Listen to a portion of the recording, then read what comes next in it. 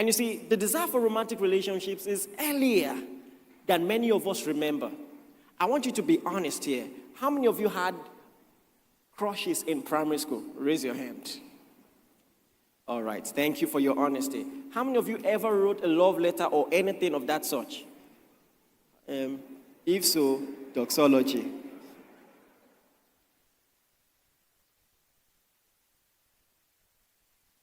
You know, childhood crushes are the most fascinating thing to watch. And you know one of the most popular triggers of childhood crushes? Bridal train. You see that page boy, ring bearer, and page girl thing has cost a lot. How many of you crushed on someone who did that thing with you? Raise your hand. Thank you for your honesty. My hand is up. Just so that you don't have a high priest that is not, you know.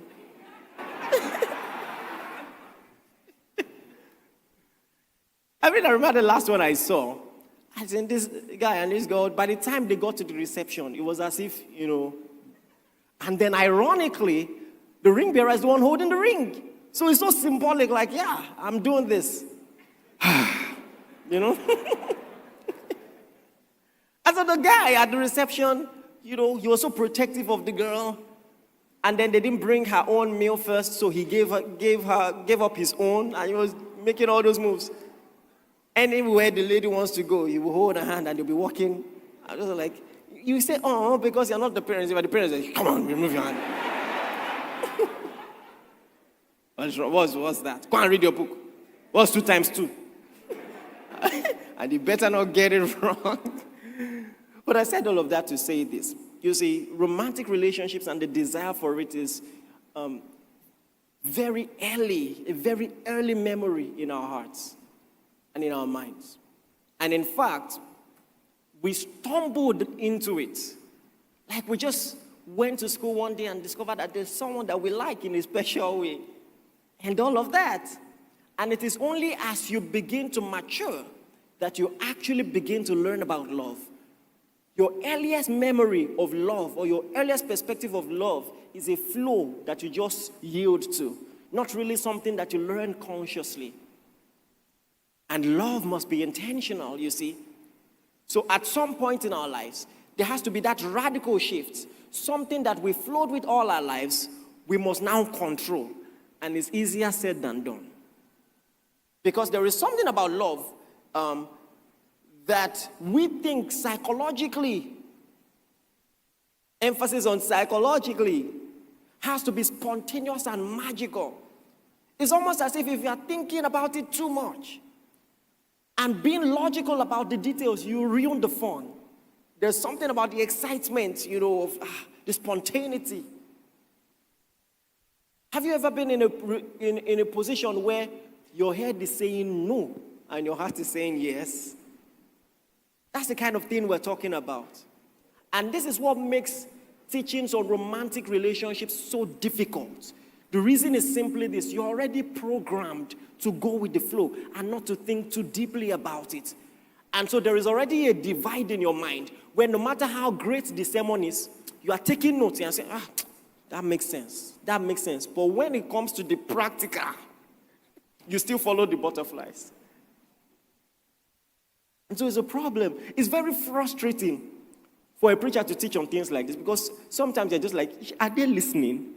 Because when you finally get to counsel people who have made relationship decisions, sometimes you're like, did you not hear what I said? And it's something that you have to fight in your life. That emotions, you have to bring it under subjection and control it. Give it a proper environment so that it can be healthy. The relationships are the emotions are beautiful. But if they control you and if you leave them to run wild, you're not going to like what you come up with. That's just what I'm telling you. You see, 2 years ago, for the first time, I gave this illustration, and it's still so profound. Even the childhood cartoons, when you examine the childhood cartoons, you're just like, logically, and this is a spoiler alert, I'm about to ruin some childhood memories, but we have to talk about things like this. So we watch Snow White, And she's born, and they bring fairies to cast some spells, which already is weird, but hey. Cast some spells on her in the name of blessings. And then one bad fairy comes uninvited and then casts a spell and says, at the age of 21, you're going to die. But there is a final fairy that is late to the party. And then she has the chance and the opportunity to use her own spell to reverse what that other wicked fairy had done. And she says, yeah, maybe you would die. But then you'll be awakened by true love's first kiss. You know, when you watch that, you're like, oh. This is what makes emotions so powerful and potentially dangerous. There is only one other thing in the world that has that power, and that's music. Music, have you noticed? The right music can make you sing what you will never say. It just bypasses your logic. Because when you think about it logically, you realize it doesn't make no sense at all. A Prince Charming finds himself in the forest and he sees a dead woman.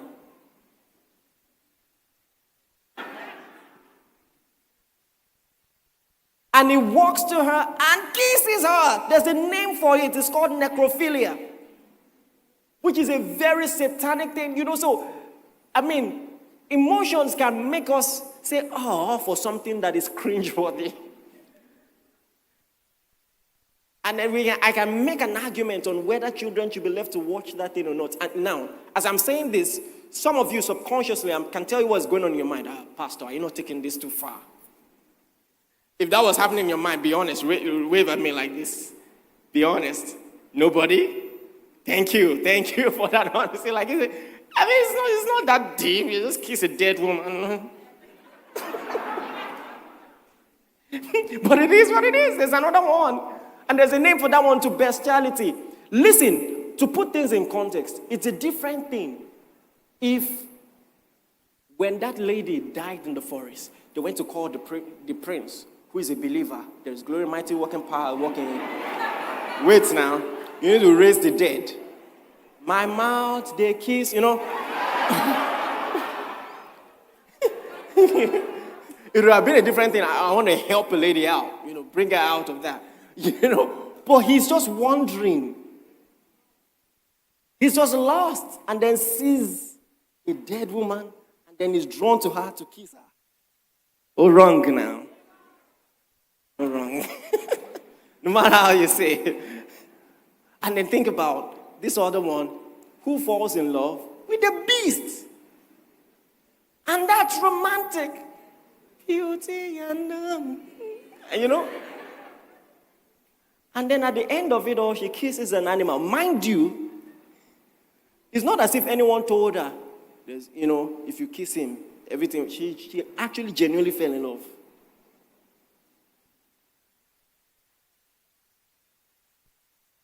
So many stories like that, Frog Prince and all of that. And so, subconsciously, you have a perspective of love, which is more accurately the illusion of love than actual love. Love is more intentional and more practical and will demand more sense from you, a little more sense. And that's why some of you enter into relationships and you're wondering by the third week, what is happening? This is not the way I envisioned it. Welcome to the real world. Because unlike the cartoons, that lady's hair will not be, perfect like that, even when the wind is blowing. You will have to learn to see beneath the beautiful and love what you see. That's the training that some people are not ready for. And the training that relationship and marriage desperately needs. Please, are you with me? Easier said than done. Like I said, logic contradicts our subconscious perspective of love. We prefer something spontaneous and magical. Yet, we must function with our brains also and be intentional. Here is the thing. As someone who is already a professional crusher, you've been crushing since you were a child from your mother's womb. You are used to going with the flow.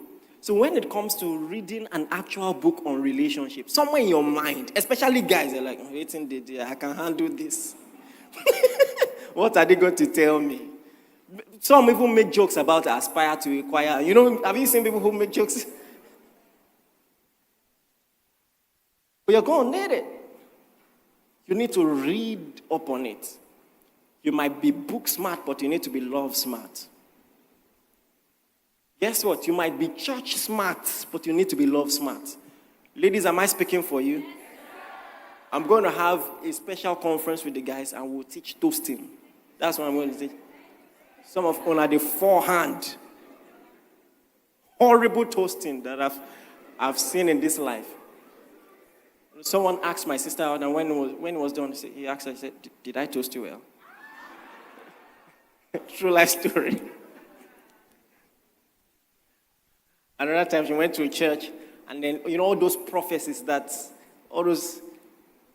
in 7 days, some of you are meeting your life partner, all those kind of things. So as she was going from the church, someone grabbed her and said, I don't want. She said, if I slap, I mean, even if you see someone you like and you feel she's the one, why will you grab her?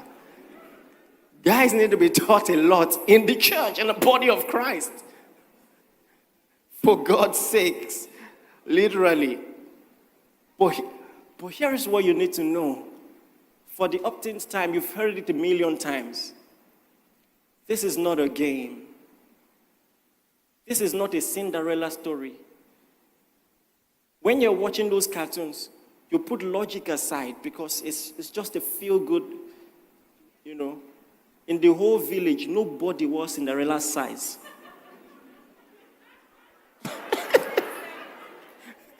She was the only one wearing size 37 in the whole village. They tried. You're not the one. Nonsense. But you like it. And it's okay. But when you're coming to real life, be sure to apply. You will need it. This is not a joke. You're going to be married, God willing, at least 6 decades. That's a long time. 7 decades, 8 decades. That's a long time. Some of you will be married 4 times the age you got married. I mean, think about your entire life. Times 4. It's a long time. It's a long time to be with the wrong person. As a pastor, I've been through a lot. I'm tired, you know. I'm not going to beg for anybody. Do you understand? Do you understand? But thank God, God has given us such a great testimony in church. But I've had to go out of my way for people.